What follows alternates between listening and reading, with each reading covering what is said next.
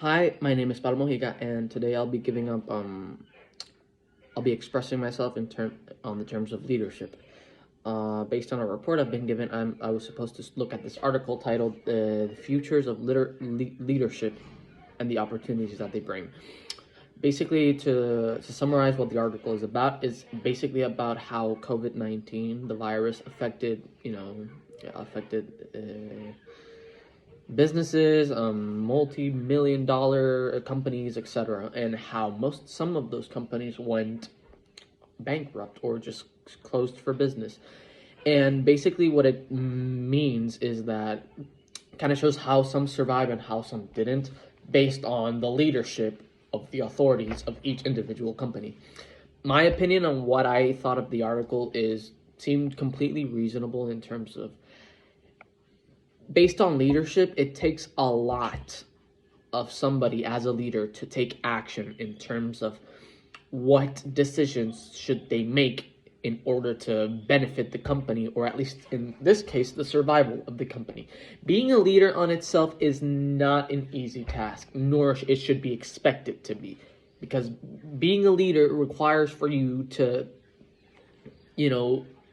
take charge and be in the front lines and take hard decisions for the greater good, because there's not always, in terms of taking decisions, either a good one or a bad one. There is such things as good decisions and bad decisions, but in terms of company policies and stuff like that, there are decisions that are good in a way, and then there's decisions that are bad. In some cases, both options could look bad, but it's up to the leader to choose which option is the lesser evil. In other words, the one that would affect less the company or the people around you.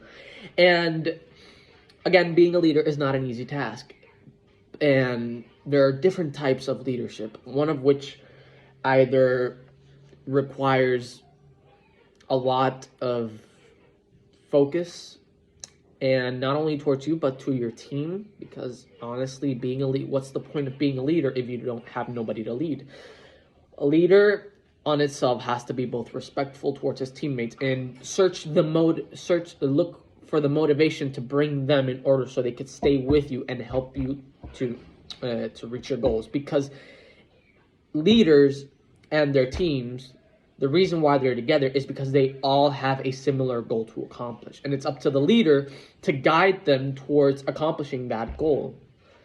Again, not an easy task, but for people who are up to the task, it's up to them to handle the situation.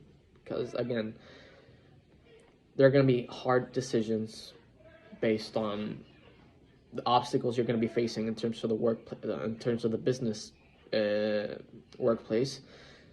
You might have to fire somebody you don't want to fire, but at the end of the day, it is necessary for the greater good. In my opinion, the best way, if you were in that situation specifically, in my opinion, the best way to handle it is to sympathize with that person and try to explain the situation. And if they, at the end of the day, do not think it's they complain, they're like, why would you do this to me?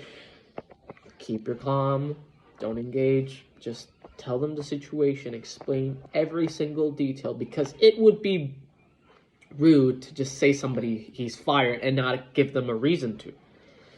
It's the best way to handle the situation is to face it head on, explaining circumstances, explaining why this is happening, and at the end of the day, if he understands, that's good. He won't be raging at you like a maniac. He won't be like, oh, why are you doing this? No. Yeah. At the end of the day, it's up to a leader to make the hard choices in this type of workplace.